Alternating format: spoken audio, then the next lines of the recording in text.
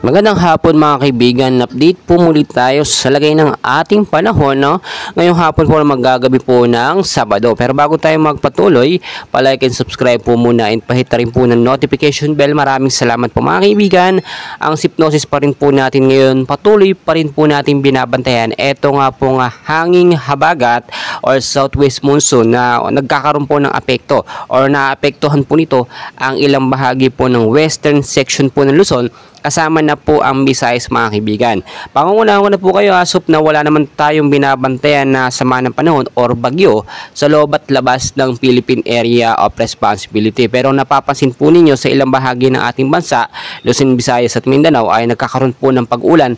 Dulot po yan ng southwest monsoon. Ang mga apektadong lugar po mga kaibigan, narito po no, para aware po tayo at alam po natin ang ating gagawin no, sa mga susunod po na mga araw. Dahil posibleng pag-uulan din po ang ating maranasan.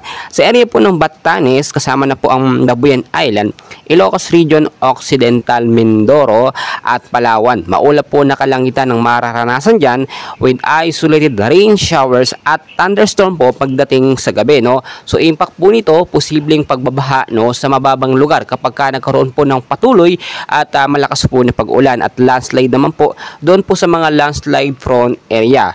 Sa area po ng Metro Manila mga kaibigan, kasama na po ang Zambales, Bataan, Calabarzon at ilang bahagi po ng Mimaropa, kasama na rin po ang Western Visayas. Maulap din po na panahon ang mararanasan dyan with isolated light rains to heavy rainfall. No? Bantayan po natin especially po at sa ilang bahagi naman po ng ating bansa ay patuloy po rin po makakaranas ng maulap hanggang sa maulan po na panahon ngayong hapon hanggang sa gabi. So palagi ko po sinasabi, maging handa po tayo mga kaibigan dahil nga po pumasok na ang rainy season ngayong Hunyo mga kaibigan. Inaasahan po na 1 hanggang 2 bagyo ang posibleng pumasok sa ating Philippine Area of Responsibility.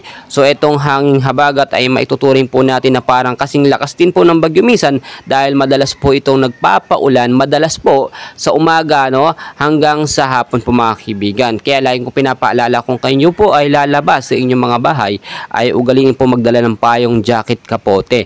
Panlaban po yan sa biglaan pong malakas na pag-uulan. Kaya mga kaibigan, no, always know the weather before you go para safe at handa po tayo lagi sa anumang banta ng panahon. No? And please wag pong kakalimutan mag-like and subscribe for more weather updates. Maraming salamat po mga kaibigan.